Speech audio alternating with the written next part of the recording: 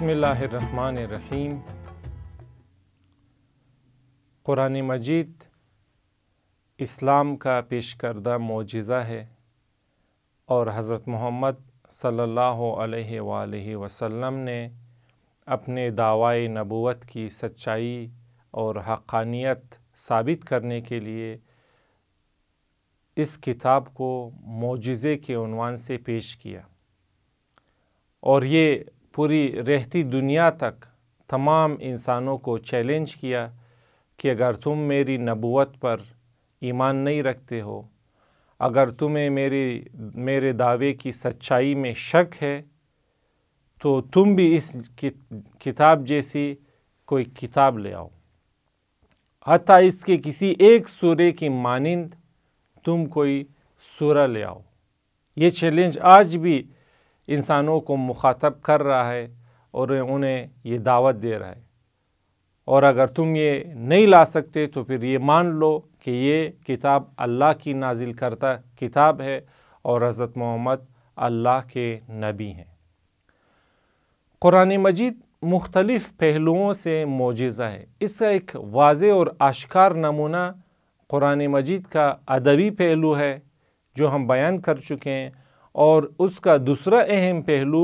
قرآن کا سائنسی معجزہ ہے، اس لیے کہ قرآن مجید نے 1400 سال پہلے کے انتہائی جہالت زدہ ماحول اور علم و تحقیق و سائنسی نکات سے یکسر دور ماحول میں ایسے سائنسی نکات بیان کیے کہ جس کے بارے میں آج کا سائنسدان کہتا ہے کہ اس دور میں کسی انسان کے لیے ان دریافتوں سے آشنا ہونا ناممکن تھا،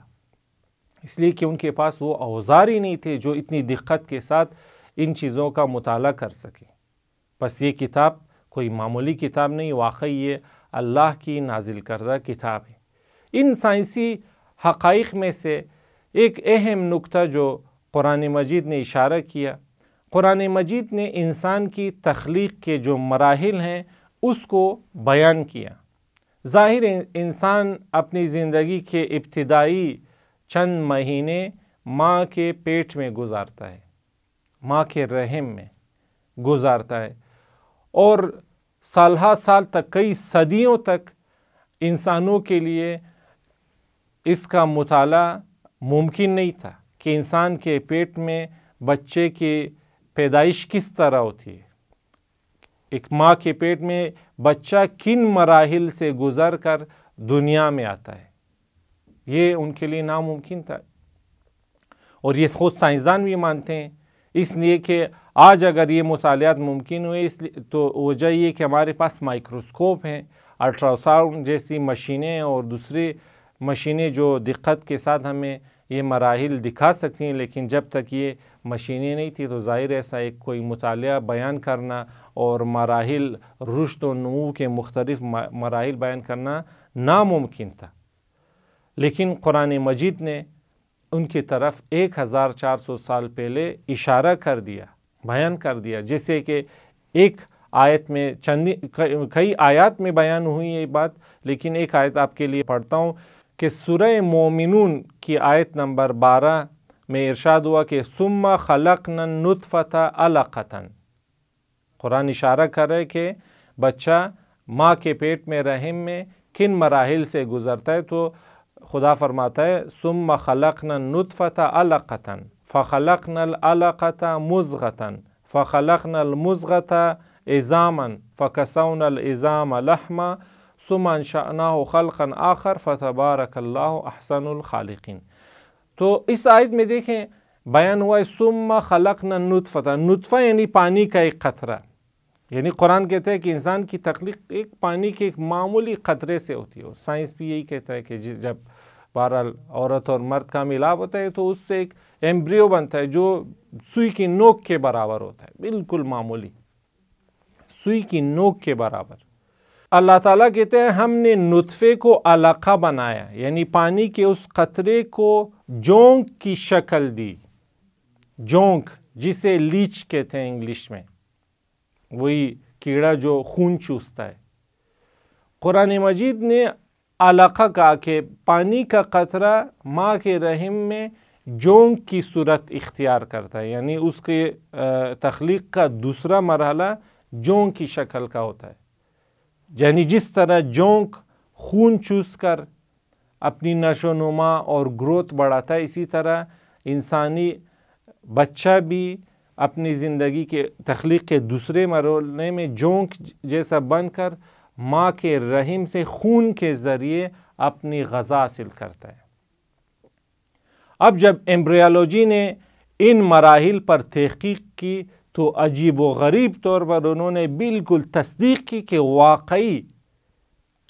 ماں کے پیٹ میں واقعی بچے کا دوسرا مرحلہ یہی ہوتا ہے جس کی طرف قرآن نے اشارہ کیا، اور اس کی شکل عین جونک جیسی ہوتی ہے،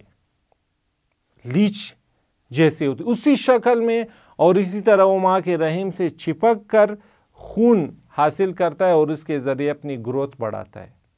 اس سلسلے میں ڈاکٹر کیتھ مور جو کینیڈین ڈاکٹر ہیں اور میڈیکل سائنس میں خصوصاً ایمبریالوجی میں ایک نامور شخصیت ہیں، جن کو دسیوں انعامات اور پرائزز مل چکے ہیں. ان کے مختلف حتیٰ کہ مختلف انسائکلوپیڈیا میں بھی ان کا نام آیا ہے. آپ نیٹ پہ بھی خود سرچ کر سکتے ہیں. ڈاکٹر کیتھ مور ایمبریالوجی میں یہ ایک اسپیشلسٹ ہے. تو یہ کہتے ہیں کہ جب میں نے مطالعہ کیا ایمبریو کا، یعنی ماں کے پیٹ میں جو بچے کے تخلیق کے مراحل ہوتے ہیں، تو مجھے انتہائی حیرت ہوئی کہ قرآن مجید نے ایگزیکٹلی انہی اشکال کی طرف اشارہ کیا جو آج ہم ایمبریو میں دیکھ رہے ہیں. اور ڈاکٹر صاحب کہتے ہیں کہ ان مطالعات کے ذریعے یہ حقائق دریافت کرنا اس زمانے میں ممکن ہی نہیں تھا کہ پیغمبر اکرم حتیٰ کہ ان کے بعد بھی کئی سو سال تک، چونکہ آج ہمارے پاس یہ مشینیں ہم یہ دریافت کر پائیں. اور انہوں نے کئی جگہوں پر تقریر کی، حتیٰ کہ خود کینیڈین ٹی وی پر آ کر انہوں نے انٹرویو دیا، اور یہ ان کے الفاظ جو میں کاغذ سے آپ کے لیے پڑھ رہا ہوں. خود ڈاکٹر کیتھ مور کے الفاظ ہیں ٹی وی پر کہ وہ کہتے ہیں، اس کی کلپس بھی انٹرنیٹ میں موجود ہیں. وہ کہتے ہیں کہ آج سے پہلے کسی انسان کو اس حقیقت کا علم ہونا قطعاً ناممکن تھا. یہ جو اشارے اسی آیت میں ہوئے.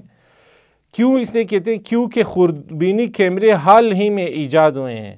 چنانچہ محمد کو اس کا علم ہو ہی نہیں سکتا تھا. 1400 سال پرانی کتاب میں اس کے ذکر کی صرف اور صرف ایک وجہ ہو سکتی ہے کہ محمد پر اس ہستی کی وحی نازل ہوئی تھی جس نے ہر شے کو خلق کیا. دیکھیں، ایک مشہور و معروف سائنسدان بالکل واضح الفاظ میں یہ تسلیم کر رہا ہے کہ یہ کتاب واقعی معجزہ ہے. انہوں نے حالانکہ ایک اشارہ دیکھا، تو ان اشاروں کی کثرت واقعی یہ ثابت کرتی کہ پیغمبر اکرم وحی کے ذریعے اللہ سے منسلک تھے، اللہ سے ان کا رابطہ تھا، وہ نبی تھے. اور بالکل ایک کرسچن سائنسدان جب آ کر انہی سائنسی اشاروں کو جو قرآن مجید میں موجود ہیں، انہیں آ کر جب اپنی بائبل کے ساتھ موازنہ کرتا ہے تو خود اقرار کرتا ہے کہ ہماری بائبل سائنس کے خلاف ہے، لیکن قرآن مجید بالکل سائنس کے موافق ہے. واقعی قرآن مجید نے بالکل درست اشارے کیے. ڈاکٹر موریس بوکائی ان کا نام ہے، اور وہ باقاعدہ انہوں نے اس موضوع پر کتاب لکھی، قرآن مجید، بائبل اور سائنس موازنہ کیا، اور انہوں نے یہ تسلیم کیا کہ قرآن مجید نے بالکل درست سائنسی اشارے کیے. وہ کتاب قابل مطالعہ ہے، بازار میں بھی موجود ہے، مختلف زبانوں میں آپ دیکھ سکتے ہیں اس کو. اور اس میں ایک اور اشارہ، باقی ہم تفصیل سے اس موضوع میں نہیں جائیں گے، ایک آخری اشارہ بیان کر کے اس چیپٹر کو کلوز کرتے ہیں. قرآن مجید نے جب پہاڑ کی توصیف کی تو ایک اشارہ کی کہ پہاڑ کیلوں کی مانند ہیں. اللہ تعالیٰ قرآن مجید میں کہتے ہیں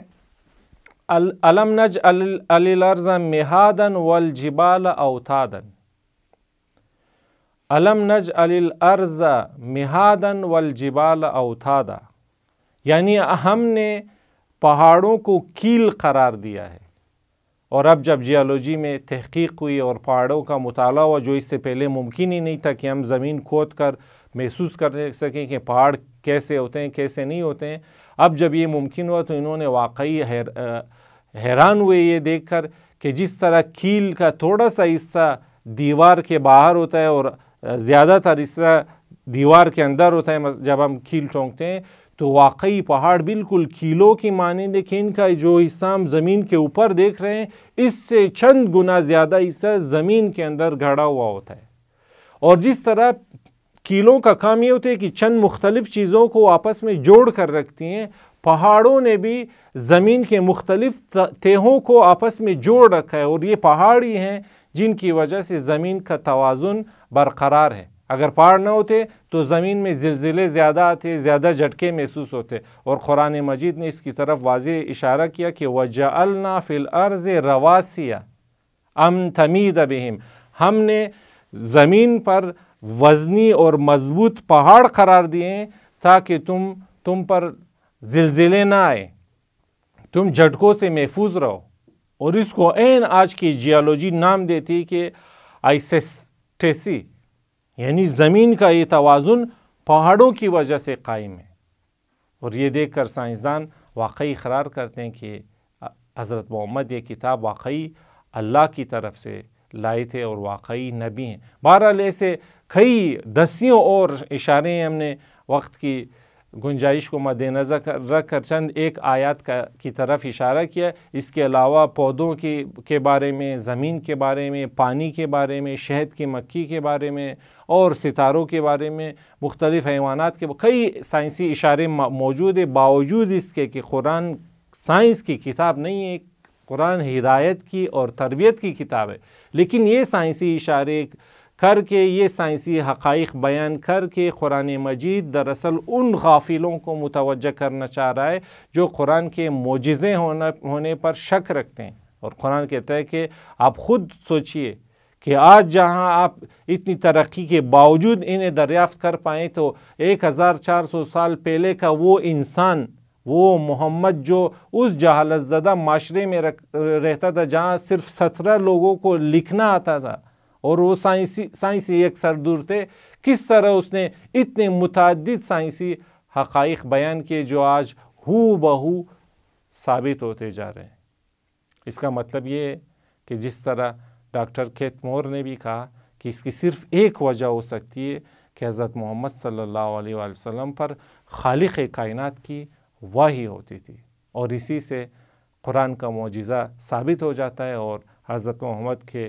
دعوی نبوت کی سچائی اور حقانیت بالکل واضح اور شفاف طور پر ثابت ہو جاتی ہے۔ والسلام علیکم ورحمۃ اللہ وبرکاتہ۔